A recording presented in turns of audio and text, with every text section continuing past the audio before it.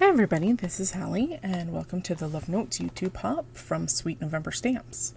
Today we are going to be using the SN Gal Val stamp set to make our card. Let's get to it. I've stamped my image today with some Rich Cocoa Memento ink, and there she is all ready to go. We're going to start on her sweater, and there's a reason why I'm starting with her sweater, because we're going to add some texture and we need to use some blender solution, and this technique so works better when you do whatever you're going to do to your Copic surface first before you color anything else. So that's why we're doing her sweater. And I'm going to take our darkest red here in R35, and I'm basically mapping in any of the areas that are in shadow. Everybody kind of starts their Copics with lights or darks, and you can do whatever you want. You do what is easiest and you find most comfortable. Some people don't like to start with their darks, but I've learned to like it. It took me a long time. We're just putting a little bit of shadow work underneath her pretty little locket there. We're going to go in with our midtone and R14, and this is going to take up the majority of the color of her sweater. So we're laying this down really fast. I wish I could color this fast. All right. I'm going to go all the way across her sweater, just leaving a few little teeny tiny highlights to deepen and darken and enrich that red color. I'm going over it again. There's no mid-tone to this particular color scheme, so if you add multiple layers, that just bodes well for darkening your color. Okay, we're bringing in that dark marker again. We're going to go back and accentuate any of those shadow lines with our R35. So we're putting in a shadow line for her arm that crosses her body, underneath her chest, along the bottom of her sweater, that kind of thing. All right, let's bring in an R32. This is our lightest color. All right, I've added that onto the sweater, and now we're going to do our technique. So I have a nubby little rag and my Copic blender solution. I have actually put mine in a little spray bottle. You're not supposed to do that, but shh, don't tell anybody. We're going to spray it across the nap of that cloth, and I'm going to literally lay it down right on her sweater. And see the marks it kind of makes on her sweater? So it'll make her sweater look kind of fluffy and textured and fleecy. And that's ultimately my goal, is I want her sweater to have that texture. Now you can go in with your Blender 0 marker, but I find it so much easier just to use that rag and that texture to give us the texture on her sweater. And there we go. All right, let's get to coloring the rest of her. We're going to start off with her boots. I'm going black because I want them to be slick. All right, we're going in with our darkest, a C9. Again, I'm just mapping out those shadows. I'm going to leave a little bit of highlight on the top of her boots eventually here. Mapping out those darkest lines. I'm going to put a little bit thicker shadow on the inside of her boot. She's going to have a little bit more shadow there compared to her other boot. Just drawing in those lines, mimicking the lines that Amy has drawn. All right, we're going to go in with a C7. This is a little bit more gray than black. Again, we're just mimicking those lines, pulling in the dark color. This is almost our mid-tone. We're going to have 4 colors of gray on this. We're going to go in and do another fattening of those shadows down the inside of her boot. There we go. I should have sped this up for you guys. Okay, we're going to come in with a C5, and there's quite a bit of difference between the C7 and that C5. And so even though I go and basically color in the entire rest of both boots with a C5, I'm not happy with the transition. So I am actually going to bring in a C6, there she is, and I'm going to blend out that that line because I don't like how stark it is. I want it to be a little bit more blended. So there we go. It wasn't to my satisfaction. So I wanted to blend it a little bit better and not make it so stark a line. We're going to go in and do some black details on some of her jewelry. And we're also going to do her shirt as well. Okay, we're bringing in the same cool grays that we've used on her boots. We're going to go and add color to her pockets. And again, we're just adding anything that has to do with shadow. We're doing a little teeny tiny bit of the C9 on those pockets. We're going to bring in the C7 again. And we're just fattening up those lines. Go, accentuating the pocket shape of the curve. There is our C6. So I brightened up from using the C6 earlier on in my blending. And that's 3 layers of gray. We're going to bring in our final one of C5 and fill out the rest of that pocket. There we go. And then we're going to do the color on her shirt. Very, very simply go in and just add the C9, which is our darkest, and I'm going to just do one more black color to fill out the remainder of her neckline detail there. We're going to bring in a C7 and finish off that neckline. Very, very simple. I probably could have waited and done her neckline a little bit later because sometimes it's easier to do skin first and then put color next to the skin. All right, so now we're going to get to all the skin. We're going to start with an E25. We are darkening any areas where we think there is shadow. So underneath her bangs, in the inside of her ears, her nasal cavity, alongside her eyes there, underneath her chin especially, and down into her collar. And we're going to do under her arms because they're going to cast a shadow, especially when those sleeves. Now her hands are in front of her neck, so we are going to really play with the shadow on that heart opening within her fingers because it's going to be quite shadowed. And do the remainder of her left arm here. Now we're bringing in a mid-tone of an E23. I'm going to go in and do her eyelids. We're going to accentuate her cheeks and go into the majority of her neck there. It's going to be quite dark down the sides of her face. And those hands are going to cast quite a bit of a shadow onto her chest. So we kind of want to block that out as well with that mid-tone E23. We're going to go down and along her underside of her arms. A little bit on her hands, underneath her jewelry. And right down to the elbows again. Let's bring in an E11 or an E11. And we're going to basically take the remainder with a little bit of highlight still left. So we're going to go in around the nose, above her eyes, below her brows. We're going to take out the majority of almost all of her chin. Definitely that neck and neckline. It's got to be darkened up quite a bit. And again, if you go over and over, you're going to deepen and darken that color. So even though it's an E11, well, a single pass gives you one color. A double pass will give you a darker color. So if you need to darken something up, try using the same marker over and over again, just like I'm doing on her neck there.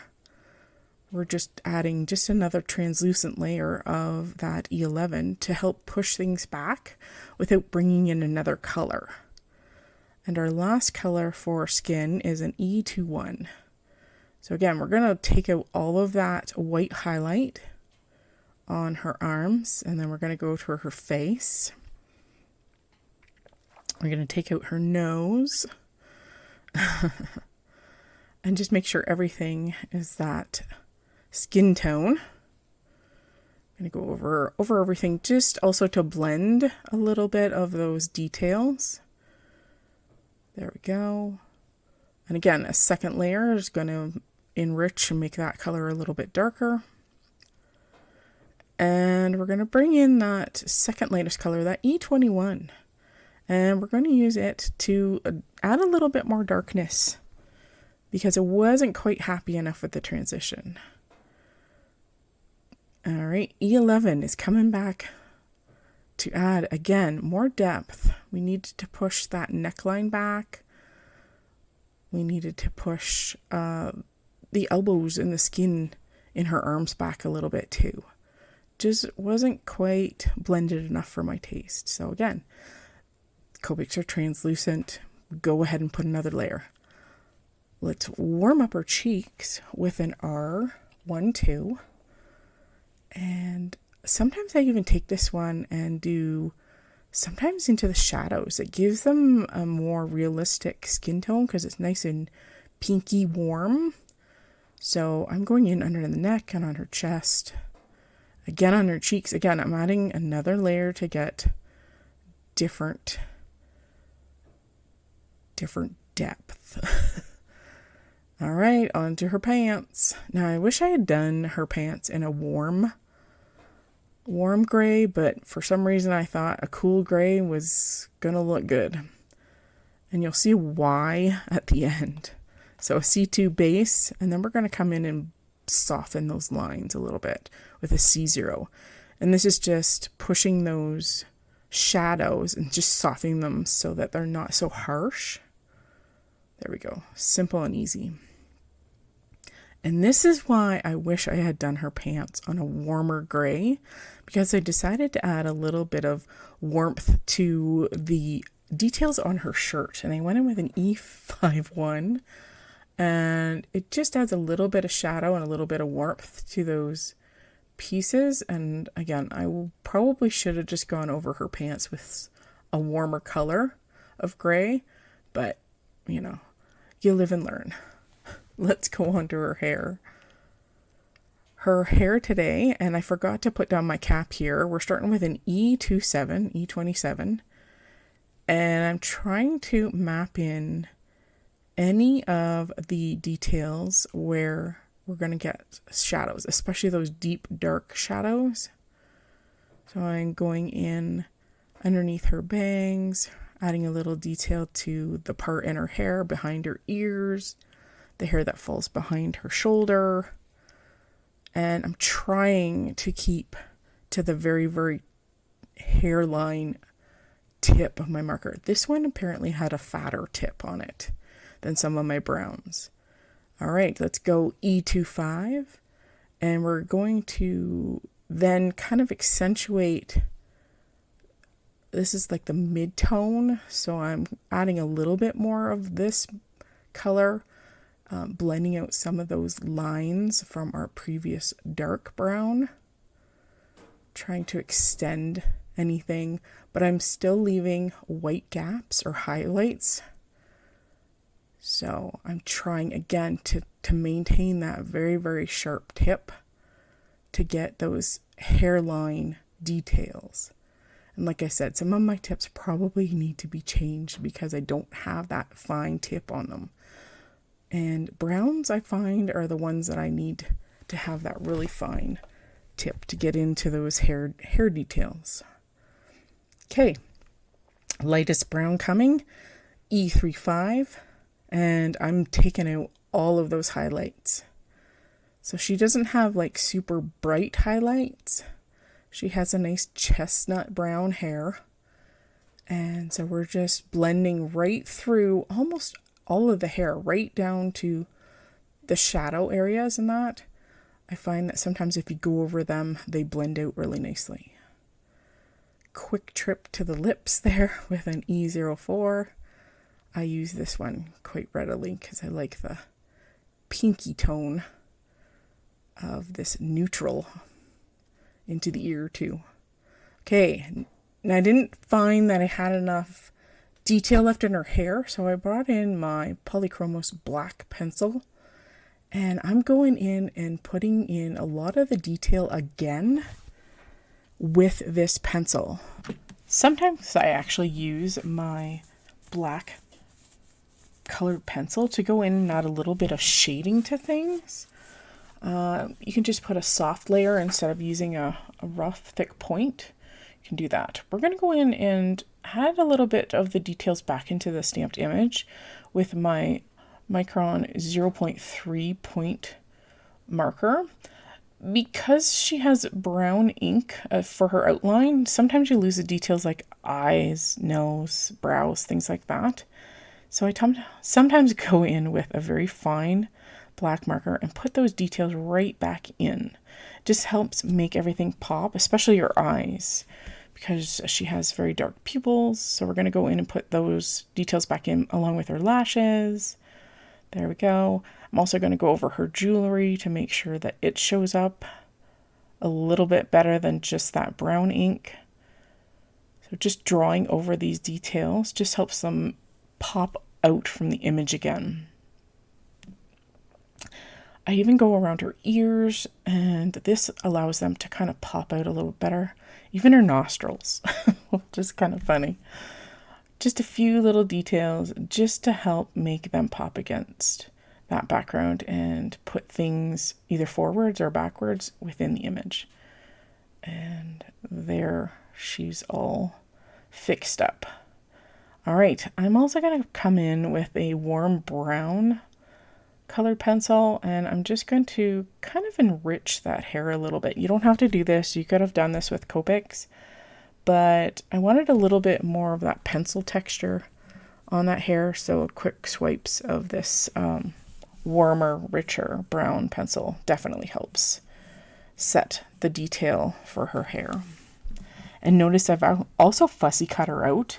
I didn't like the background. It had some ink splotches and stuff. I was originally going to just mask her, but decided not to. All right, because we fussy cut her out, there is a white paper core edge along her. So I'm going to take my W4 marker and I'm going to pass it down all the edges of her image. This just helps disguise that white gap that would possibly show when she's adhered to the card front.